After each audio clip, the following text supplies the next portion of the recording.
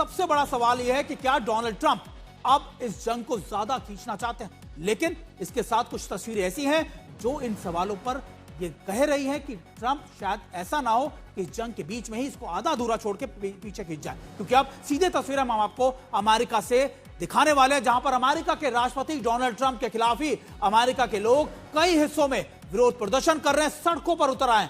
नागरिक प्रशासनिक नीतियों और ट्रंप के फैसलों के खिलाफ लोग सड़कों पर उतरकर अपना संतोष दिखा रहे हैं। कई शहरों में प्रदर्शन शांतिपूर्ण ढंग से ही किए जा रहे हैं, जबकि कुछ जगहों पर तो पुलिस और प्रदर्शनकारियों के बीच झड़प की तस्वीरें भी सामने आ रही है। ये विरोध मिडिल ईस्ट में जंग को लेकर, अमेरिका के रुख को लेकर, उसकी एक्शन को लेकर है, और यह माना जा रहा है कि अब ट्रंप के लिए दिक्कतें बाहरी मुल्क यानी मिडिल ईस्ट में नहीं बल्कि अपने ही मुल्क में ज्यादा बड़ी होती जा रही। हम आपको 4 तस्वीरें दिखा रहे हैं और इन 4 आप कह सकते हैं शहरों में आप साफ देख सकते हैं कि लोग कैसे लगातार सड़कों पर उतर आए। लॉस एंजलिस की तस्वीरें है, वॉशिंगटन डीसी की तस्वीरें, न्यूयॉर्क की तस्वीरें हैं, और हम आपको दिखा रहे हैं कि कैसे अलग अलग राज्यों के अंदर, अलग अलग शहरों के अंदर इस तरीके के प्रदर्शन किए जा रहे हैं। और सिर्फ ट्रंप ही नहीं बल्कि इजराइल के पीएम नेतन्याहू के खिलाफ भी तेल अवीव में प्रदर्शन हो रहे हैं। नेतन्याहू के विरोध में तेल अवीव में लोगों ने हाथ में बैनर लेकर अपना विरोध जताया, जिसमें ईरान के मिनाब शहर पर छात्रों की मौत को लेकर यह नाराजगी जाहिर की गई। दरअसल ये तस्वीरें आपको उन बच्चों की तस्वीरें हैं जो मिनाब के उस अटैक में मारे गए थे। मिनाब को लेकर इजराइल और अमेरिका पर पहले कई बार ही पिछले कई दिनों से सवाल खड़े हो रहे हैं, और ये माना जा रहा है कि अब तेल अवीव में भी इसको लेकर प्रदर्शन किए जा रहे हैं। और तेल अवीव में सीधे मौके पर लोगों के विरोध प्रदर्शन को आज तक संवाददाता प्रणय उपाध्याय ने कवर किया। उनकी एक रिपोर्ट आपको दिखाते हैं। किसी भी युद्ध का सबसे दुखद, सबसे कड़वा पहलू होता है जवान जिंदगियों की मौत, बच्चों की मौत। और इस समय मैं तेल अवीव के हाबिमा स्क्वायर पे मौजूद हूं और यहाँ इजराइल के बहुत सारे लोग इस संघर्ष के अंदर बच्चों की मौत के खिलाफ प्रदर्शन करने के लिए यहाँ पर जमा हुए हैं। ये इजरायली बच्चे हैं जिनकी मौत बेत शेमेश में हुई। ये बच्ची ईरान की है, तेहरान की है। ये बच्चा लेबनान का है। उसकी तस्वीर के साथ में, मोमबत्ती के साथ में लोग यहाँ पर विरोध प्रदर्शन करने के लिए जमा हुए हैं, और सब लोगों के हाथ में बच्चों की तस्वीर है जिन्होंने इन 28 दिनों के दौरान, इन 29 दिनों के दौरान, करीब 1 महीने के दौरान अपने बच्चों को खोया है। और ये सारे उन बच्चों की तस्वीर है जो इस जंग के अंदर, इस युद्ध के अंदर मारे गए हैं, और उनकी तस्वीरों के साथ ये लोग प्रोटेस्ट कर रहे हैं। देखिए, यहाँ पर ईरानी बच्चे भी हैं, यहाँ पर इजरायली बच्चे भी हैं, यहाँ पर लेबनान के बच्चे भी हैं, और यहाँ पर इस संघर्ष को बंद करने को लेकर, ये युद्ध बंद हो इसको लेकर यहाँ पर लोग प्रोटेस्ट कर रहे हैं, अपनी नाराजगी जता रहे हैं। और ये वो तस्वीर है जिसने पूरी दुनिया को झकझोर दिया था। ये मिनाब के एलिमेंट्री स्कूल की तस्वीर है जिसके अंदर वो बच्चियाँ मारी गई थी, करीब 160 बच्चियों की मौत इसके अंदर हुई थी। उनकी तस्वीर लेकर भी यहाँ इजराइल के लोग जो हैं वो प्रोटेस्ट कर रहे हैं। ये मोहम्मद हुसैन मैसेज, ये नाम है बच्चे का, साथ ही अदम, सना मलिक, ये सारे उन बच्चों के नाम हैं। और देखिए, इसके अंदर सारे जो छोटे छोटे बच्चे हैं जिनकी मौत इस संघर्ष में हुई है, उनकी तस्वीरों के साथ में ये सारे लोग प्रोटेस्ट कर रहे हैं। और ये तस्वीर है इस समय हाबिमा स्क्वायर तेल अवीव की, जहां पर लोग केवल युद्ध के खिलाफ ही प्रोटेस्ट नहीं कर रहे हैं बल्कि इस जंग को रोकने के लिए एक आवाज़ बुलंद करने की कोशिश कर रहे हैं, जिनका कहना है कि ये संघर्ष बहुत जिंदगियों को ख़त्म कर चुका है, छोटे छोटे बच्चों की जान ले रहा है, इसलिए अब इस युद्ध को बंद होना चाहिए। प्रणय उपाध्याय, तेल अवीव, आज तक।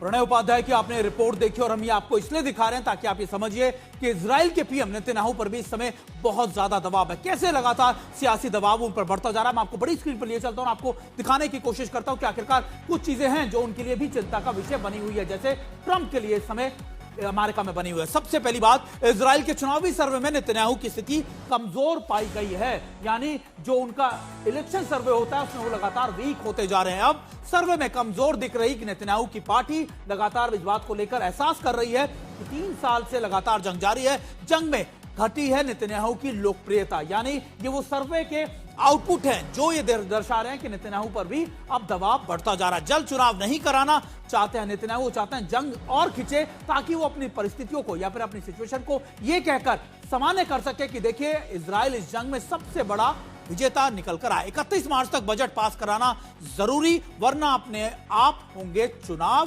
यानी चुनाव का लगभग होना तय माना जा रहा है इजराइल में। चुनाव हुए तो नेतन्याहू पर हार का खतरा लगातार मंडरा रहा, लेकिन आप ये भी मानिए कि अब जंग के दौरान अगर ये सारे आंकड़े उनके लिए मेजर कंसर्न बने हुए चुनाव हुए तो नेतन्याहू के लिए बहुत बड़ी दिक्कतें होंगी। नेतन्याहू की रणनीति समय निकालो और सरकार बचाओ, यानी ज्यादा से ज्यादा ऑपरेशंस की शुरुआत करो। शायद इसी वजह से लेबनान के ऑपरेशंस की शुरुआत एकाएक कर दी गई। ईरान के साथ महंगा पड़ रहा है यह युद्ध, क्योंकि एक तरफ हमास के खिलाफ ये ऑपरेशन शुरुआत की गई थी, लेकिन फिर हिजबुल्लाह, साउथ सीरिया और फिर हूती, यानी लगातार फ्रंट बढ़ते चलेगा। हर हफ्ते करीब 1.6 अरब डॉलर का खर्च इस समय इजराइल पर भी दबाव बढ़ाता जा रहा है, तेजी से बढ़ रहा है इजराइल का रक्षा खर्च। और ये लगातार इसलिए कहा जा रहा है क्योंकि देखिए ईरान भी टस से मस नहीं हो रहा है। लेकिन आखिरकार ईरान के पास ये काबिलियत, ये क्षमताएं कैसे आ रही हैं?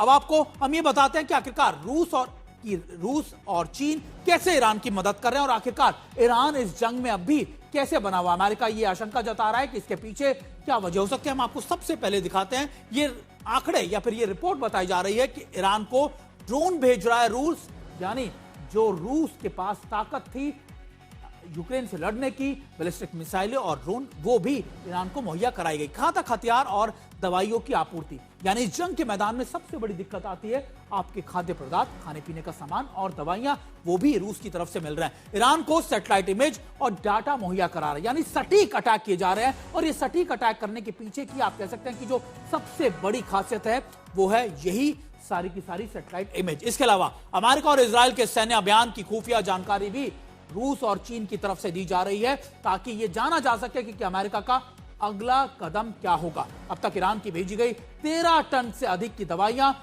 ईरान के लिए बहुत मददगार साबित हो रही हैं। यह अमेरिका का कंसर्न है कि यह युद्ध सिर्फ और सिर्फ ईरान नहीं लड़ रहा, यह युद्ध अमेरिका के खिलाफ रूस और चीन भी लड़ रहे हैं। मार्च की शुरुआत आते ही सभी रूसी मदद जारी रहेगी, यानी ये लगातार एक मेजर कंसर्न इस समय अमेरिका के लिए बना हुआ है कि देखिए सिर्फ और सिर्फ ईरान को जो मदद पहुंचाई जा रही है जंग को लंबा खींचने के लिए, उसके पीछे, पर्दे के पीछे दो बड़े कह सकते हैं हाथ हैं।